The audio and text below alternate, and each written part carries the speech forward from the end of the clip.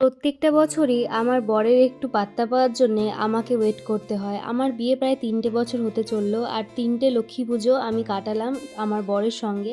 এখনও অবধি এমন একবারও হয়নি যে বিয়ের পরে লক্ষ্মী পুজো গিয়েছে আর ও আসেনি।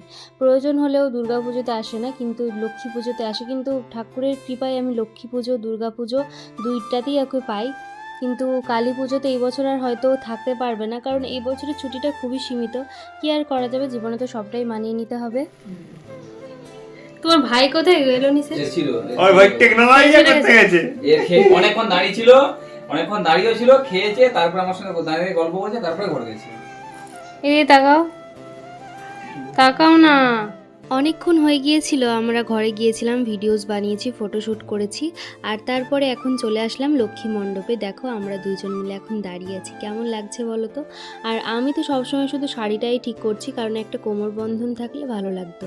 আর তোমাদের দাদাভাই বলছে মা লক্ষ্মীর মুখটা আড়াল হয়ে যাচ্ছে, তুমি কেন এখানটায় দাঁড়াচ্ছ।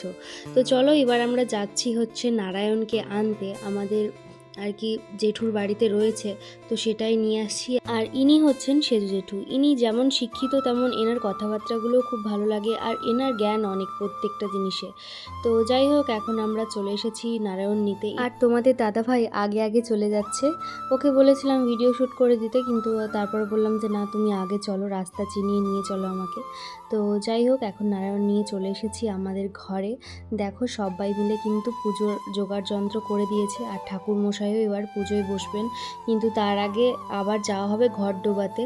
তো যাই হোক, মা লক্ষ্মীর যে মুখটা এত সুন্দর, মানে সত্যিই মা লক্ষ্মী, যেমন গোলগাল মুখ তেমনই হচ্ছে, মনে হচ্ছে জলপরি বসে রয়েছে। আর এইদিকে দেখো, আমি কিন্তু শাড়িটা চেঞ্জ করে সুতির শাড়ি পরে চলে এসেছি। সত্যি কথা বলছি, সুতির শাড়ির মতো আরাম কোনো কাপড়ে নেই। এত গ্যাজ গ্যাজ করছিল ওই শাড়িটা, সেই জন্য আমি পরে থাকতে পারিনি।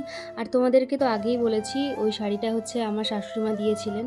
আর এই দেখো ননদ যেই শাড়িটা পরে রয়েছে আমার, এটা হচ্ছে শাশুড়িমা দিয়েছে ওকে। তো যাই হোক, এইবার চলো যাওয়া যাক ঘট ডোবাতে।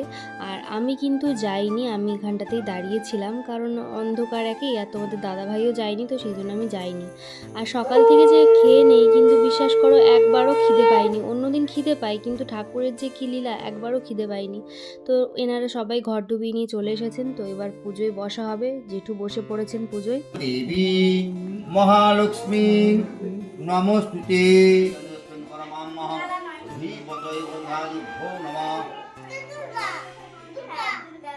আমি জেঠুর পাশে গিয়ে বসেছিলাম, কিন্তু তোমাদের দাদাভাই আবার ডাকলো, তো সেই জন্য আমি আবার যাচ্ছি। আর এখন হচ্ছে আরতি, এই একবার আরতি হলো, আবার এখন আরতি হবে। জিনিসপত্রগুলো সব ধুয়ে আনতে হবে, ঠাকুরের বাসনপত্র। এদিকে দেখো তোমাদের দাদা